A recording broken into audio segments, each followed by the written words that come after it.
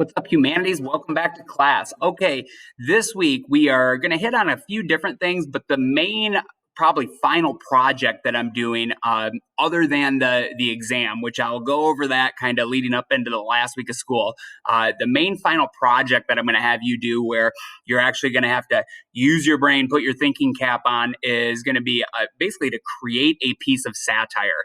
Now, you may have heard of that term before, maybe not. It's typically a term that you would hear in an English class. So you might be wondering, well, this is my humanities elective, Taluki. Why are you doing a lesson that seems like an English class type thing? I guess my reasoning for it would be that I think it's interesting, and it's something that I very much love satire, especially in these crazy times after the pandemic year. I found myself gravitating to pieces of satire, whether they're written or they're videos, quite a bit, because they make me chuckle and it kind of lightens the mood and all that.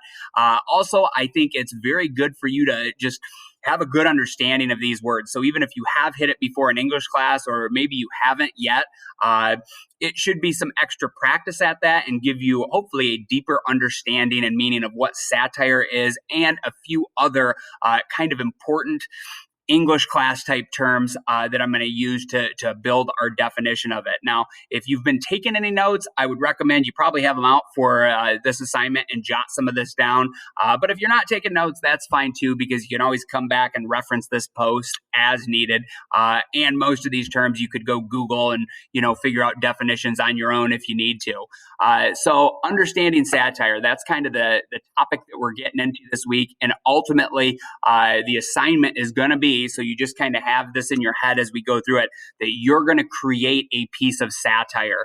Now, as I think about this a little bit more, most of you will probably do a written example of it, but I think I'm also going to open it up and keep it kind of broad and allow you to do a recording too, because like I said, I found myself looking at a lot of satire over the last year, more than I normally would. And some of it's been videos, some of it's been written. So you're going to have the option there. So as we're going through and covering these terms and I'm kind of explaining it, you can kind of have the wheels turning in your head and maybe start generating some ideas and brainstorming how you would go about applying this and creating your own piece of satire.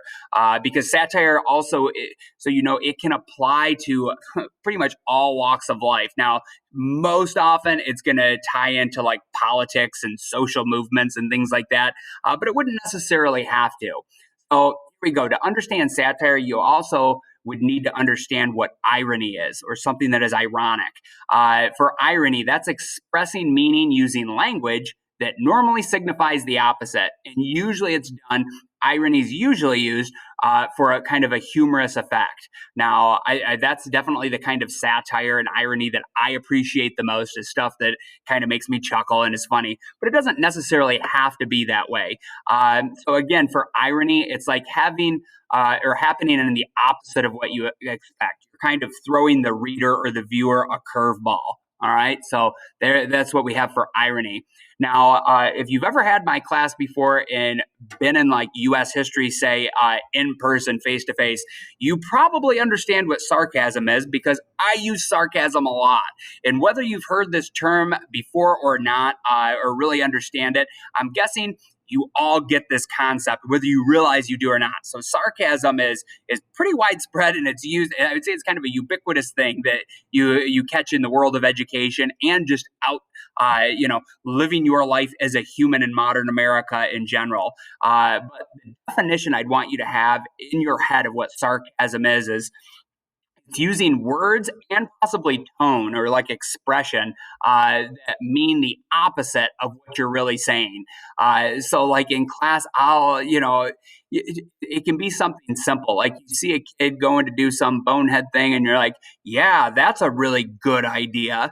Right? I mean, you can tell my words say that it's a good idea for this knucklehead to go do whatever it is, going to play a prank on his buddy. But my tone and, the way I'm expressing myself, pretty much anybody with some common sense, I think, that understands this concept would realize that, well, Taluki doesn't really mean that. And I lay it on pretty thick. I think a lot of kids in my class, and maybe some of you are in this boat, when they come into U.S. history, I typically use a lot of sarcasm in a lot of my lectures and class discussions. And I think generally freshmen at the beginning of the year, they don't know my personality and they're not sure whether I'm being serious or not. But then as the year goes on, usually I start to get a few more laughs and chuckles as I incorporate sarcasm into the lesson. So me personally, I'm a huge fan of sarcasm. And it can be used in a funny way and lighthearted, but you can also get really mean and nasty with it too. For our assignment, I would rather you stay kind of more on the humorous and funny side rather than getting really mean and bitter about anything. So sarcasm also, it can definitely be used to insult people. To kind of get down on them. It can be kind of pointed and snarky. It can also be used to express irritation, like, "Oh, great, you did it again!" Like that kind of stuff, where you can tell, oh, that's really irking them and irritating them. Or you can use it just to be funny. Me personally, I think I use it for all three of those categories. Typically, when it's in class and with students, I'm usually using it maybe occasionally because I'm irritated, but more often just that's the way I express myself and try to be funny. All right, and try to get some laughs and keep people tuned in. Now, getting to the meat and potatoes, the thing that is kind of the heart of this assignment is satire. Most of you, I would guess, whether you've heard those terms before or not, probably kind of get what irony is and sarcasm, probably kind of familiar with those concepts. Satire is taken it maybe like a step further. So what satire is, it's the use of humor, irony, exaggeration, ridicule, and or sarcasm. So it could be really any of those things or all of them or a combo to criticize people, stupidity, ignorance, or vices. So with satire, it's often used in the political world, which you'd probably picked up if you've been in this class all year, even through a semester. I'm pretty tuned in and I follow stuff politically. I enjoy satire that picks on both sides, conservative and liberal, Republican and Democrat. In this past year, man, there is no shortage of material that you could use for great quality satire. So I probably pick it up, and like listening to some political podcasts was actually what gave me the idea for this lesson in class. But also, no, I totally get that a lot of you probably don't follow politics as close as I do. So it doesn't necessarily have to be political related. You could definitely get creative and tie this into any other, number of walks of life or things that would tie into kind of my vision of humanities, and which is just pretty broad about being a human and going through life. I do think that people that know how to use satire and sarcasm effectively, I think they're witty people, and I think it's a skill that will serve you well throughout life. Now, sometimes you see somebody that has a stupid or dumb idea at a very ignorant position. Sometimes you can use that satire or the sarcasm to point that out without just directly confronting them. You can also use it to kind of make light of a situation that is getting really, serious and tense, where you're kind of breaking the ice. So I think this is a valuable tool. That's why I want to incorporate it into the elective humanities class that I'm teaching. And it also might serve you well in an English class down the road. So also with satire, it's often, I already kind of hit that, but often used to political or like social stances. So think about that stuff. Now, next up, after you watch this video and complete it, which I'm wrapping up here and almost done, I want you to check out, I attached a website, not a specific article, but a website to The Onion, which The Onion is a satirical organization. They have I don't know how many employees, but probably quite a few, because they have a bale of articles and videos all attached to this website, and know that The Onion is all about satire. So you would, if you didn't know better, if I wasn't telling you this, you could go potentially share an Onion link to an article with somebody, and on the surface, you might think it's being serious or that it's a piece of like disinformation. Now, I think disinformation, which you hear a lot about in the news today, and satire are kind of in separate categories, although, man, they overlap and have a lot of similarity. straight up disinformation is like you are very much trying to make this seem like a real legit thing, and you're just trying to like mislead people and give them wrong information.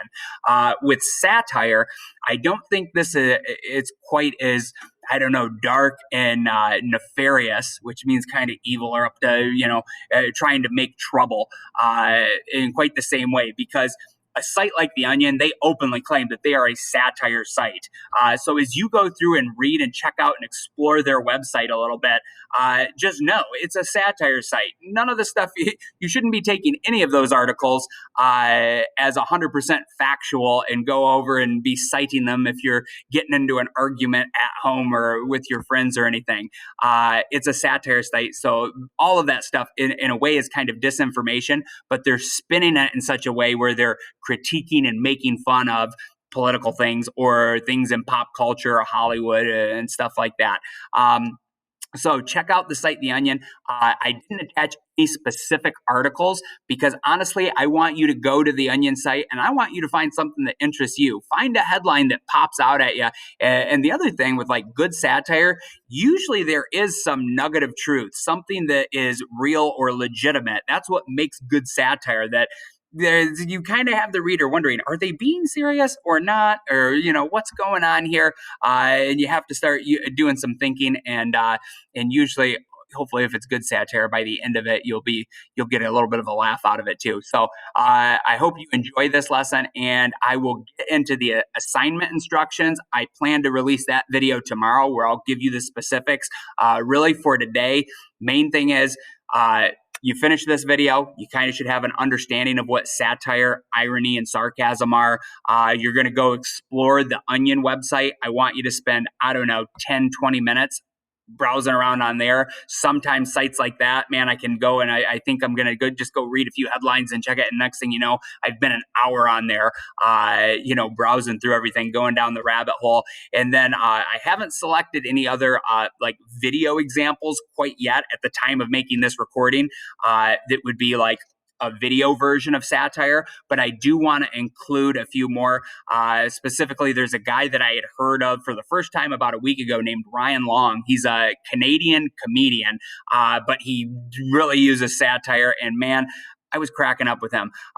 Please know that like anything you see on The Onion or any of the videos that I share, whether it's a Ryan Long one or some other one that I find where it's some, video example of satire, no, I'm not trying to make any political statements. I'm not trying to get any of you mad or upset. And I'm not saying that my views align with any of that stuff either. My goal is to give you a good understanding and some examples of what satire is. And then when you go to create your project, your piece of satire, you can spin it in any direction you want. And I will promise you, no matter what you write, whether it's right wing or left wing or what stance you take on any number of social issues out there, that I won't be offended. I will look at it as a piece of satire, and hopefully I'll get a good laugh out of it. Okay, be back with more on this topic in the near future.